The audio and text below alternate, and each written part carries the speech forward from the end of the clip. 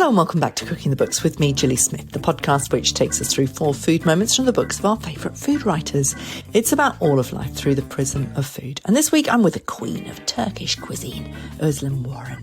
He would saute his leftover, cooked potatoes, a bit of olive oil, add the spring onions, crack a few eggs, put his music on. Happy as Larry, and every time I make it, I remember him. We've met Ozlem already on Cooking the Books when we talked about her 2020 book, Ozlem's Turkish Table. But this time she's talking about the side of Turkish cuisine that perhaps we don't know so well, the vegetables, the sebze. Inspired by thousands of years of diverse food histories, sebze is a banquet of flavours, but always eaten together with friends and family. I asked her if it's this heart of Turkish cooking that has won her plaudits from Nigella and Diana Henry, no less. Sebze has been a joy to work on. It's been a dream of mine to do it over 10 years. And I suppose you develop a rapport, isn't it? I've been teaching Turkish cookery over 20 years. I've done that in the US, in the UK, in Europe. And I suppose, when you start sharing recipes or stories genuinely, authentically, it just automatically corresponds to that sort of thing. I mean, I adore Diana. I've been so grateful to meet her a few times, been so grateful to call her a dear friend. She's been an incredible support. And I know how much she loves to champion the authentic, original things, doable things in the meantime. You can't be authentic, wonderful, but at the end of the day, the recipes need to work. They need to be practical. So all those things in a way blended in Sebze with an incredible team of photographers, editors. It's a teamwork, it's not a one-person job, but to be able to voice that wonderful, diverse Turkish cuisine in that stunning book, may I say, I'm not going to be too shy about it because I think it's a really beautiful book. I mean, it really is a very beautiful book. And I went to your launch party at Daunt's Books last month, and everybody was talking about how beautiful the book is. I think that makes a big difference, doesn't it? Hardy Grant do these things very well, don't they? They do beautiful books. The photography is really important, but the cover is an enormous statement, isn't it? And I think that's what makes me think it feels much more accomplished. It's very confident, isn't it? Tell me about that beautiful illustration. Nick and Lou, what an incredible design agency. They really listened to us. One of the things I really wanted to showcase was the bounty of fresh food markets we call pazar, that I spent so much time with my dear father going and caressing the tomatoes and the aubergines, and the bounty of it. You don't get one or two variety of olives. It's olives galore, cheese galore, everything. And they really understood that, that the Turkish cuisine is based on seasonal produce. Let's showcase all those beautiful vegetables. Let's put them as a centerpiece. But throughout the book, there's some stunning illustrations, chapter openers. In bread chapter, there's beautiful all to the grains and, all the ingredients we use. So I was very, very grateful that I think they made a beautiful book with us, and I think it will be a wonderful classic for many years to come. Yeah. Let's talk a little bit about sebze. It means vegetables. Yeah.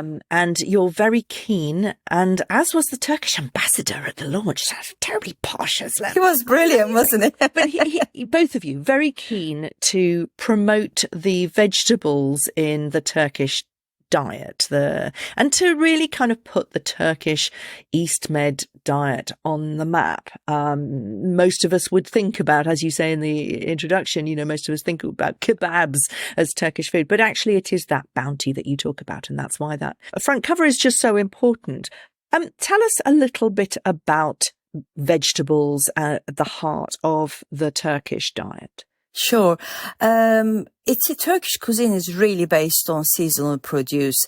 And we have a fertile land, a a diverse land. So you have variety of vegetables grown all throughout the regions. Go to the southern Turkey, there's all these beautiful peppers and aubergines. They can also be dried to be used out of season. They could be pickled. Go to the Black Sea region, that's that beautiful Swiss chard, corn, chestnuts. Go to the Aegean with that climate, you have the fresh herbs. Middle Anatolia, more earthy stuff, more grainy stuff perhaps. But we have 4 seasons, so we grow a lot of really wonderful vegetables. Apart from the really exotic ones, we really have it everything. But they are also combined with whole grains and pulses and legumes. And I think that makes it as a bit of a feast. That makes it as a practical feast and quite a nourishing feast too. I don't think I talk enough about how healthy Turkish cuisine and I keep reminding myself, I mean, we cook in olive oil all the time. We don't really use any processed foods. So it's a very healthy cuisine too on that respect. And naturally, obviously, plant-based and gluten-free, many recipes are. I mean, I was going to ask you about vegetables and health. I mean, obviously, publishers are looking everywhere in the globe for the healthiest diets, but actually, you know, Turkish cuisine is part of the Mediterranean diet, which is officially one of the healthiest diets in the world.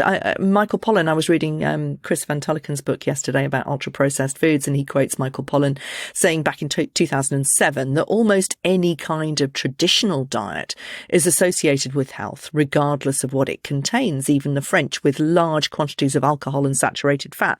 Absolutely. And I wanted to ask you about that because you're very much about eating together. Your photographs and your stories are all about people and families and long tables and cooking from scratch and eating together. I mean, is it cooking from scratch and eating together that is so healthy? Absolutely. You know, that's how I grew up. If you may remember our chats previously, my grandmother had this 450-year-old stone home. And at the heart of it was that marble table in the middle, under that pomegranate tree and lemon trees and walnut trees. Everything happened there. It is like a community spirit. Some would bring the aubergines, some would make the filling for the dolma, some would fetch coffee and tea. Whoever is around would gather and cook. And then you share. There was always extra plates on a table because someone would always turn up unannounced, knock the door. Merhaba Kemal Bey, buyurun, hoş geldiniz. Here we are, just about to eat. Why don't you join us? We always think food tastes better when it's shared. And I grew up like this. And when I started living abroad, I terribly missed that. I think that sense of togetherness, sharing, community. It is very much of a Mediterranean spirit.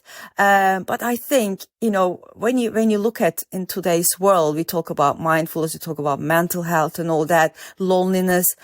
You know, without knowingly, we knew that we were doing it for thousands of years because that's how we operate, how we function. Families live together, grandparents, ananes, dedes. Food was always being cooked and a plate of it would go to the aunties and uncles' home, you know, so that, they could have a slice of it. And I think it's a lovely, healthy thing to do, you know. Sharing is a beautiful thing, really is. Yeah, and it is officially healthy. Your name, Ozlem, actually means yearning and missing. Oh man, yes, that's me.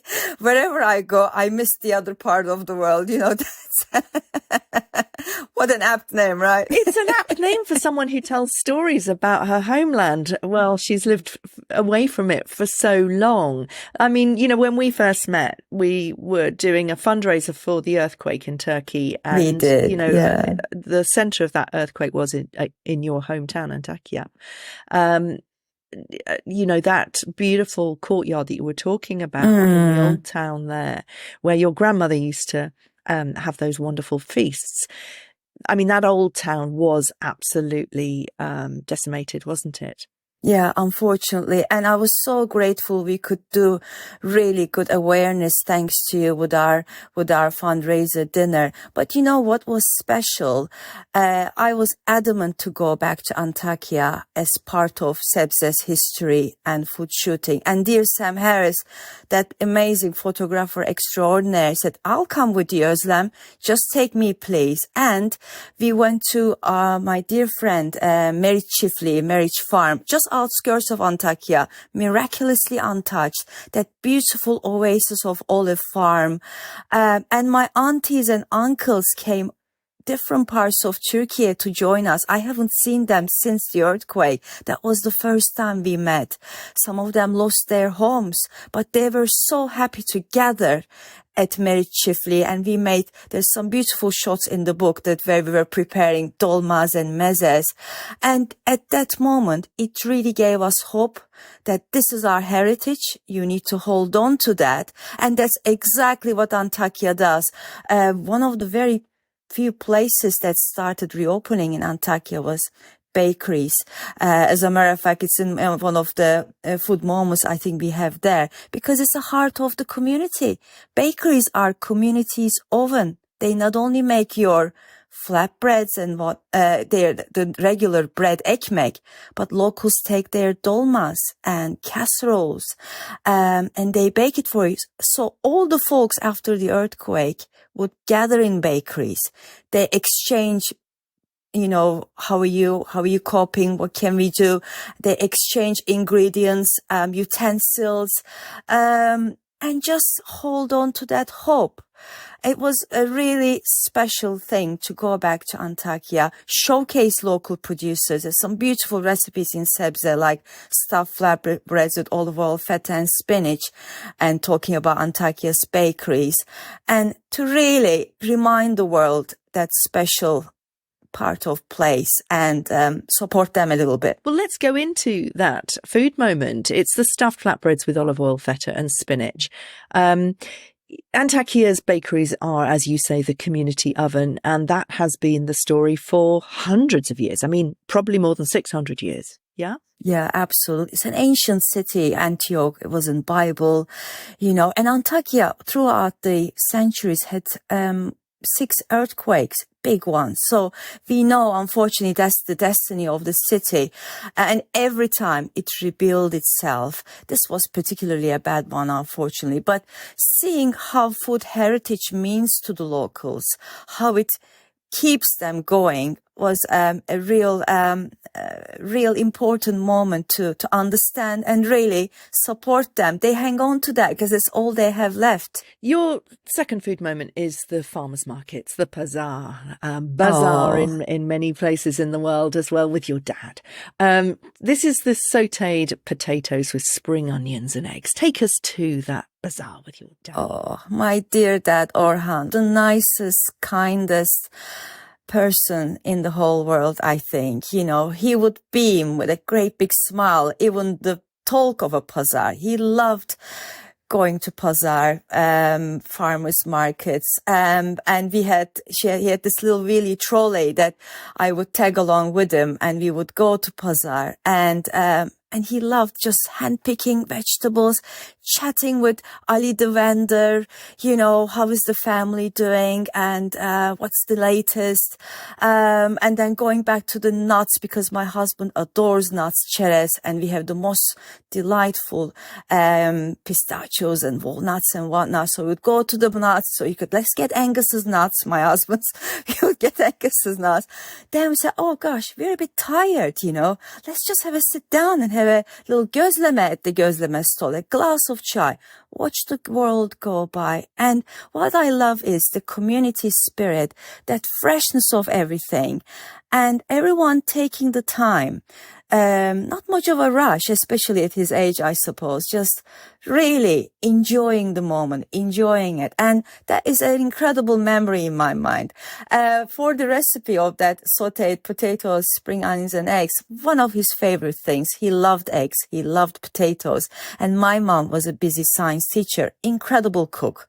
But there were times that she was busy at school, late work, and Dad would say, that's my moment. He would saute his leftover, cooked potatoes, a bit of olive oil, add his spring onions, crack a few eggs, put his music on.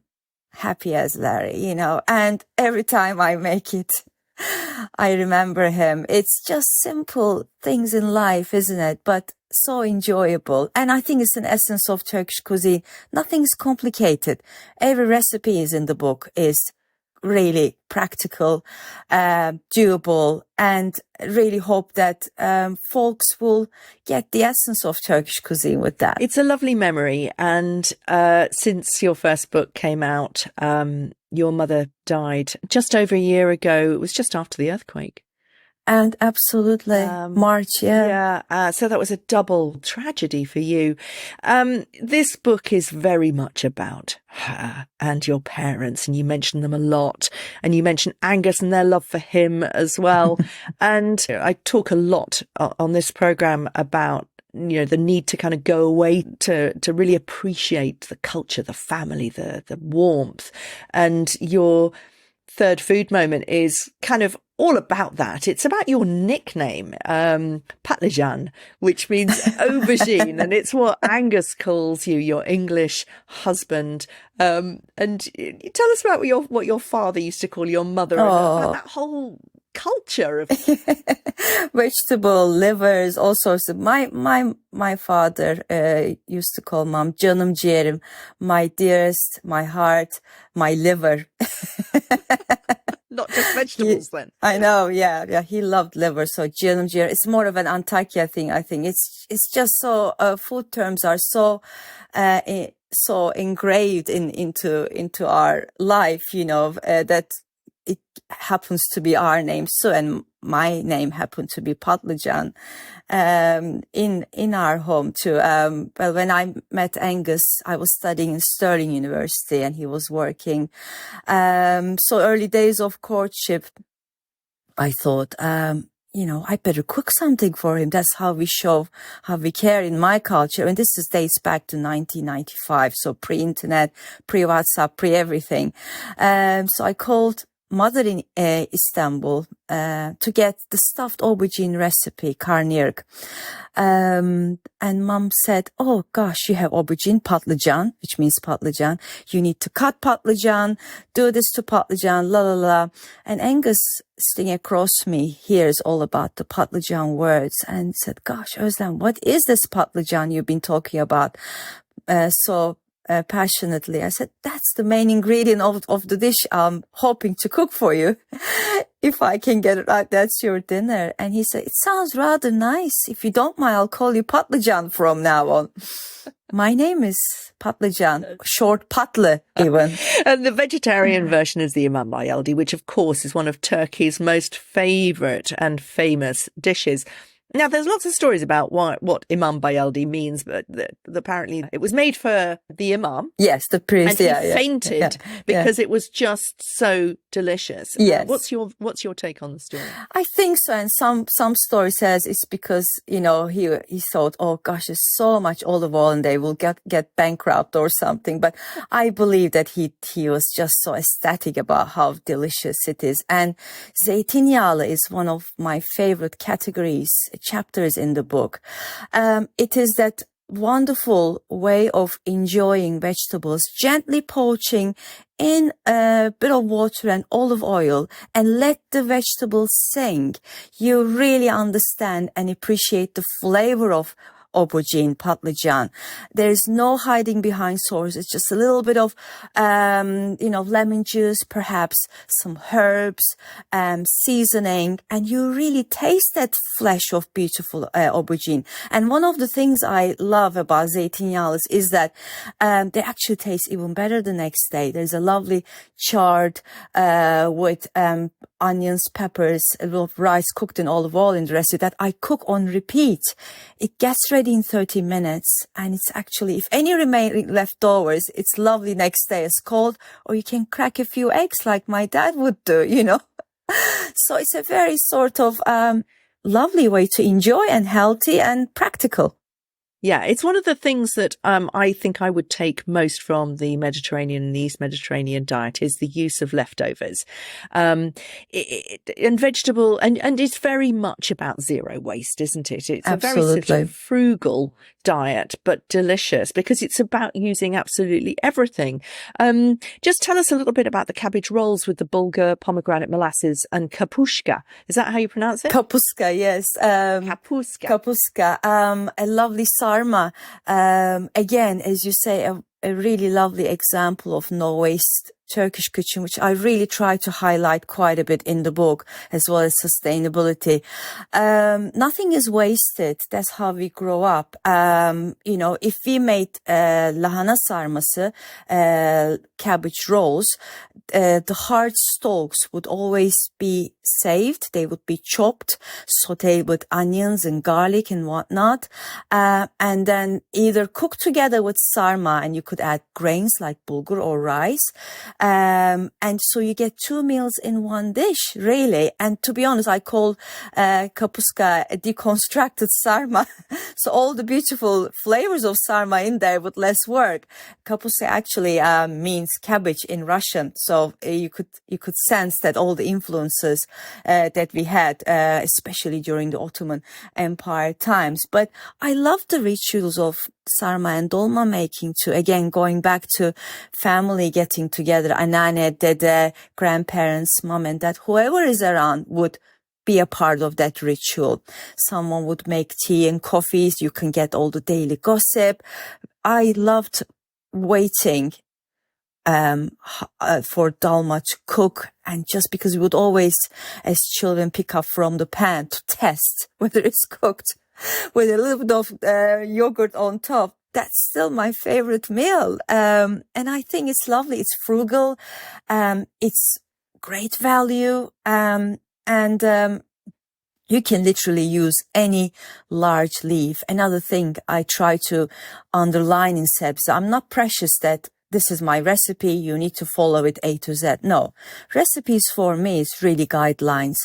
I would love readers to take inspiration from it and really adapt to their diet. Whatever you have in your fridge, you should be able to use it, and you could make it your own, isn't it? Yeah, absolutely. And I think that we are beginning to do that. And I think that the Mediterranean diet informs a lot of that. I'm thinking about Turkish eggs, which has become a bit of a staple in Britain. Chilber, isn't it? Yes. We love our breakfast, and your final food moment is the family Turkish breakfast. But have you noticed that we use a lot of Turkish ideas for our kind of Saturday brunch? You know, it's about, making breakfast a little bit more special. Let's go Turkish. Oh, that sings to my heart. You're right. Chilber took over the world. I think New York Times shared my recipe, and that was it.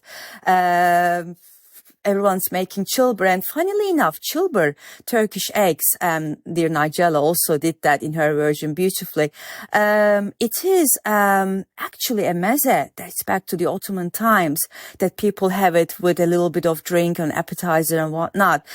So when you go back to Turkey, you don't actually see chilber as a breakfast item on tables, funnily enough. But thank goodness, the whole world knows about it. But as I try to say in Sebze, for me and for many Turks, kahvaltı, breakfast, is a really special meal that we can actually have it all day.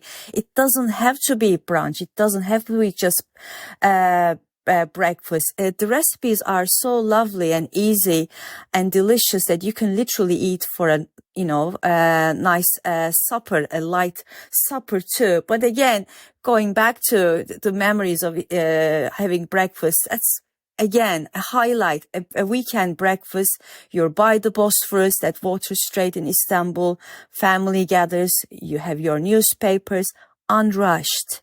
You have a sip of chai, bite to simit, or a bit of börek, or some gözleme, some clotted cream or honey, some dried fig jam from Sebze, and converse and share how your day has been.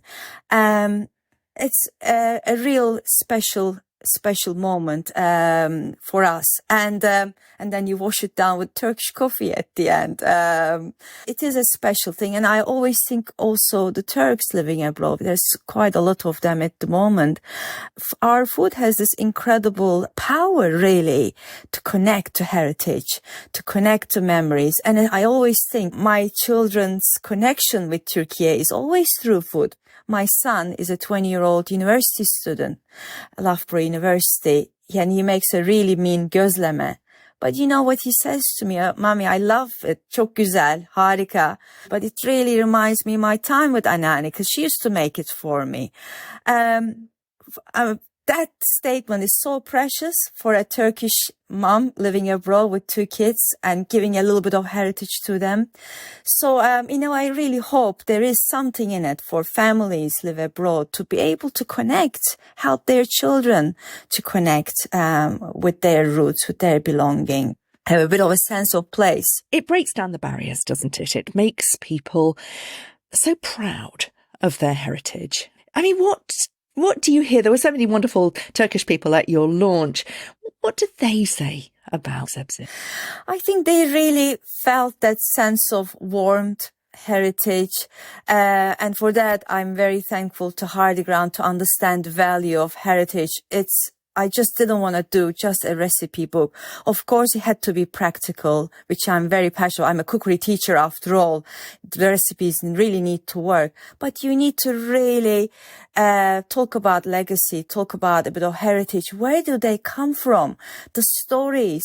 That makes it a book that many of those food writer friends said they were taking Sebze to bed to read. Have a look at those lovely photos and immerse themselves and take a virtual trip to Turkey to really imagine the pazar, imagine the gözleme stall, imagine the vastness of the Ottoman Empire at that time. So in that respect, it is a very special book that made us very proud. And hearing all those wonderful words from people I admire, love, as well as readers all around the world. It's translated into Dutch coming up in August, in German next year. It's number 1, I think, in Australia at the moment, and US. It's just being available worldwide is a huge dream come true, to be honest. And I'm very grateful to all readers and everyone who supported this special book. Thanks for listening. Head over to my Substack to try out one of the recipes from Ozlem's Food Moments, and then have a listen to her special Cooking the Book Spotify playlist inspired from her DJ years at university. And I'll see you next week.